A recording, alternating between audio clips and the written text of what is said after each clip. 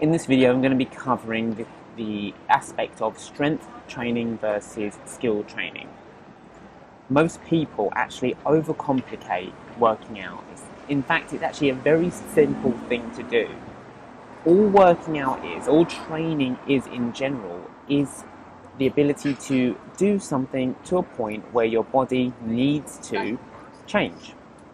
That is the basics of it. The reason why it doesn't seem believable is because people tend to think, to get all this great change, there must be a big secret, a big complex series of answers to get the result that I want. And it's when people begin to overcomplicate these different, this simple formula, that's when things take even longer to achieve. A common belief and a common misconception is people think, the more I do, the better or faster the results I'll get. Well, if that's the case, then why stop at working out once a day? Why not do twice or 3 times? Or, why stop working out at all? Why not use every waking minute of the day to just work out? Why bother sleeping? Why not just continue to work out? Let's just stay awake and work out all the time? It doesn't really work that way. I was one of those people who used to think that, the more effort or the harder work and the more time you put into the gym, the better your results would be. So much so that, for the better part of my early training years, I would be in the gym Friday night, working out probably until closing time. So I'd get into the gym about 6 p.m. in the evening after work, and I'd be training until about 10 p.m. when the gym was kicking out. Only then would I feel confident enough to go and meet my friends afterwards at the bar and hang out and feel like I've put in the work to earn the results going forward. Sometimes I'd just be in the gym on the mats and I'd be doing my sit-ups, and there's always that one friend who never seems to do anything, doesn't really seem to eat healthy, but has a kick-ass body. Like my friend at the time, his name was Jamie, and he had an incredible six-pack. Didn't work out, ate McDonald's like 7 days a week, smoked like a chimney, drank like a fish, and the only sit-up he would do would be the sit-up he did to get out of bed. And there I was every evening just crunching away, putting in that extra work. I'm not saying his method was better than mine, because obviously genetics come into play, and as it turned out, years later, his body has really started to hit home for all of the lifestyle choices that he's had in his earlier years. But I didn't have a much better lifestyle either. I was putting in all these extra hours into the gym, so my quality of life outside of the gym was pretty poor, really. Didn't really get to do much other than work out, and the results could have been achieved with much smarter ways of training, and that's what I want to teach you with these methods today. When it comes to strength training, you only need to do just enough to take your body out of that comfort zone, out of that range where it's used to doing that kind of exercise. For example, let's say that your body can lift 100 kilos of weight. Lifting that 100 kilos will not cause any benefit to your body in terms of strength or muscle mass, because your body already has everything it needs to lift that 100 kilos. It's only when you start going into the realms of 101 kilos or a little bit more that you're demanding more than your body can currently deal with. That's what starts the process to become stronger, to get more muscle, to make you even better to tackle the future challenges that you're going to be coming up against. The other aspect of it as well is the rest and recovery. Once you have put that demand on the body to spark that change, your body then needs to repair, then it needs to recover, and then after all of that, it needs to build on top of what it's just repaired. Now, this is another element we're going to be going into, and I will cover at a later date in more depth the best way to recover and why most people are doing it wrong, which is what's taking them even longer to get results. When it comes to skill-based training, what you need to do, you need to remember that your whole focus, your whole purpose of skill-based training is to bring all of your attention onto doing the right technique. And the technique needs to be the best you can bring all of your attention to, all of your awareness on. And what happens is most people try to over-push or overreach what they're trying to do with it, because their energy levels, they start to drop down. When their energy levels start to drop down, their awareness starts to drop down, their body starts to get tired, and now you are no longer drilling in that technique. The technique and the skill is what you want to be able to constantly repeat anytime you do the task. So when you do it, and you do it from a place where you are tired, or your energy levels are down, or you're not really paying attention, you are then start to drill in the technique that's wrong, the bad techniques. That's where you start to see lazy runners, people that are running and they're hunched over. They're starting to drill in that poor technique, so then the next time they go out running, they're not as focused on keeping that upper body straight and strong. Now, you might be thinking, why am I telling you all of this? Why am I giving you all of this information? And the reason why I'm telling you this information is because I want you to get the most out of every single workout, every single exercise, so that way we can do the most efficient training and get you the results in the best way possible. I'm bringing your attention to this as well because most people are unawarely training both strength and skill at the same time, when in actual fact they need to be doing it at separate occasions. We're going to cover that in a little bit, but that's what I just want to make you aware of at the moment. Strength and skill training, they are separate things, they are separate goals. The moment you try and put them together in the same workout, that's when people start getting down the realms of injury over a long period of time. Every exercise, every movement you can think of, whether it be a push-up, a squat, a run, a swim, whatever it is, it's a skill. A skill is your ability to do something. So we need to make sure we are building on that ability. Now, because we're going to be looking at building strength and building skills, the one thing we need to accept is it takes time. Building up your skills, building up your strength, it all takes time to improve. You need to allow your strength to build. You need to allow time to grasp and to get that right technique in place so you can push beyond your limits. When you take the time to do things properly, what you'll begin to notice is that your lifestyle, your body, your energy levels, everything is going to massively improve. And 6 months or plus down the line, you are going to be in a better condition than most people that are trying to speedily go through it right now. You might be thinking for a second, did you just say 6 months? Because, I was hoping to get faster results. I've got a holiday coming up and all this kind of, I've got places to go, I've got people to see, And if that's something that you're thinking, then yeah, I want to make that very loud and clear. You're going to be working out, you're going to be working on this for at least 6 months plus. And that's the mentality I want you to have, because it's not my job to talk you into doing a crazy diet or to push you into an extreme exercise or workout regimen that, number one, you either can't maintain or continue over a long period of time, or will, number two, either push you towards an injury or put you into a yo-yo cycling kind of diet craze. Most fitness gurus or celebrity trainers, their whole purpose, their guide, is to sell you into a program, from one program into another program, and to keep you on that repeat cycle into a whole brand new shiny object. What my goal is to give you the tools that you need and to teach you the principles, the workout and nutrition principles, so you can live the best life possible and start doing the things that other people are not willing to do now, so you can do the things that they can't do later on.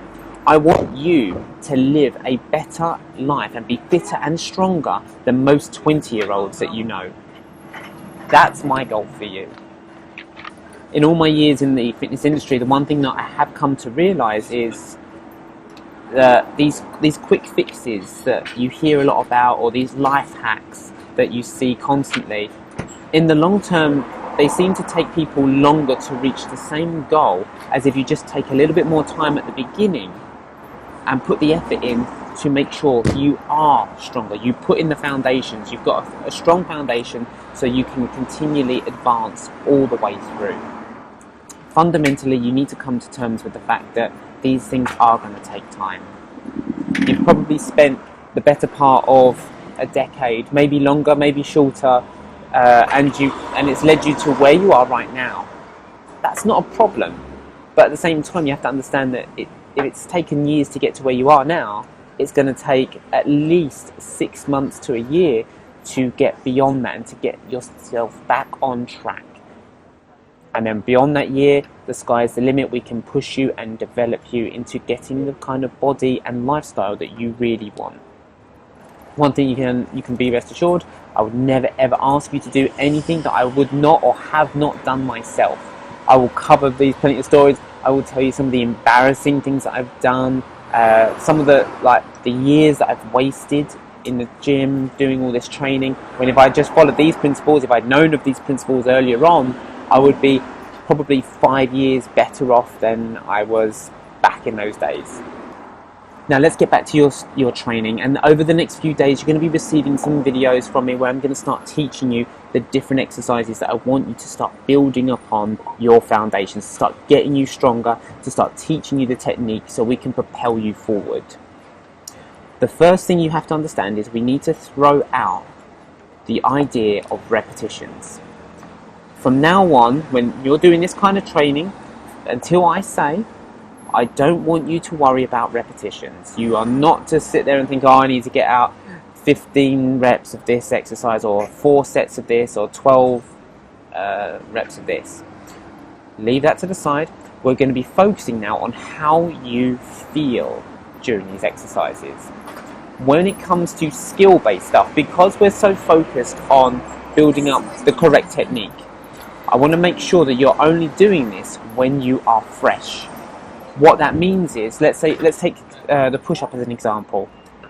Let's say you can do 5 press-ups comfortably. At 6, you start to feel a bit tired. It was a bit of a struggle. At 7, you can't possibly do any more. Well, what I want you to do, I want you to get to that point where you know that you have 2 more repetitions left in the tank. That's where you stop. Because I want you to do, when it comes to skill-based training, this is only skill-based training, I only want you to do just enough.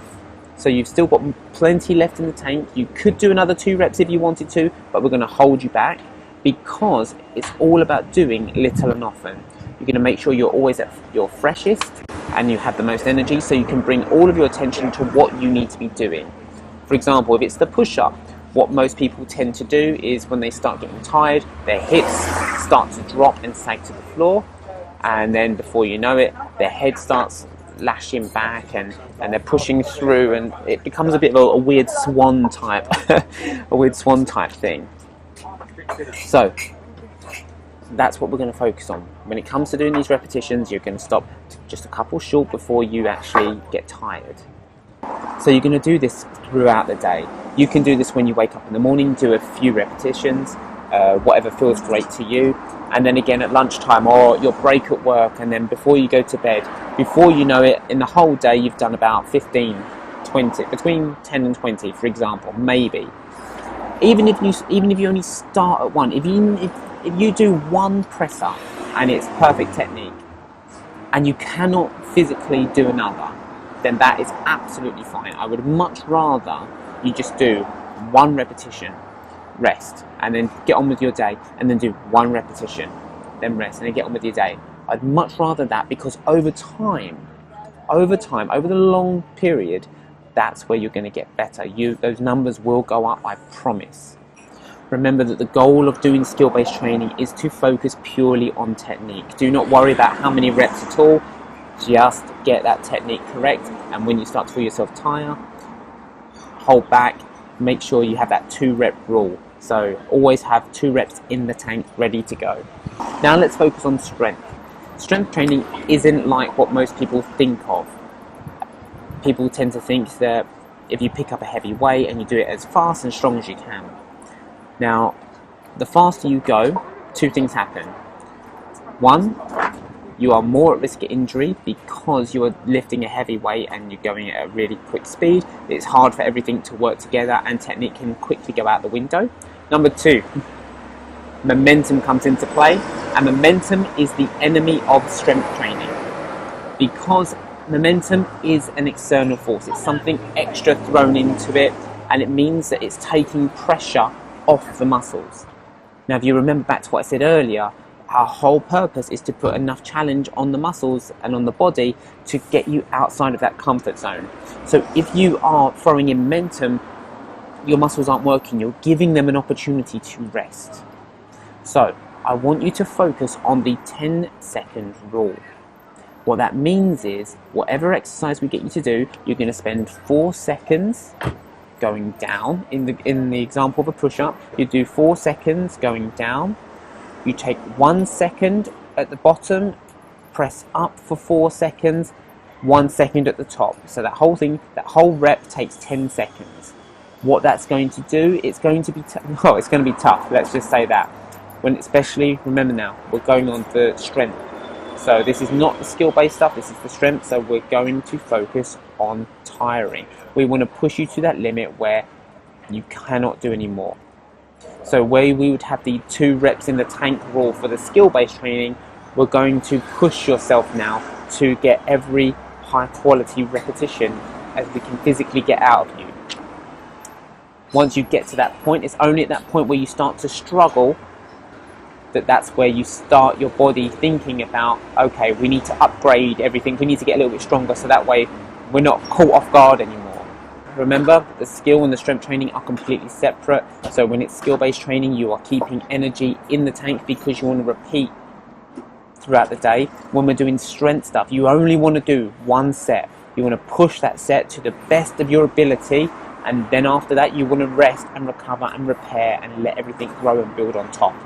To start off your training, we're going to be mainly focusing on the skill stuff. So I don't want you to think about strength at the moment. When we focus on your skill, yes, like I said earlier, as a byproduct, your strength will increase. But you will quickly get to a plateau where you stop progressing. So you'll reach a sort of a limit. Let's, for argument's sake, because it's a nice round number, we'll say 10. Let's say you've been doing now 10 repetitions, nothing seems to be getting better or progressing any further, and we've reached a bit of a limit, let's just say. That's when we're going to switch from the skill-based training into the strength-based training. Then we're going to push the strength-based training to the point where your technique and your form and your skill level starts to suffer. Then we flip it back to the skill stuff, and we constantly knock back and forward into strength and skill. If you're thinking right at the moment, what about cardio? What about all of this, all the fat burning stuff, all the fat burning exercises? As a byproduct of building your strength, you are going to use more calories, and you're going to be burning those calories long after you've done the exercise because your body's focusing now on repairing all the extra work that it's just done and to build on top of it. In focus for the cardio, I will cover that in another video later down the line, so don't worry. For now, we only want to focus on building up your skill level in all of the exercises to come and to get your strength to a level that you are happy with so we can keep pushing you forward. If you have any questions, please don't hesitate to let me know. You can either put it in the Fit for Life group or you can send me an email and I'll get back to you as soon as possible. Thank you for listening, and I'll speak to you guys soon.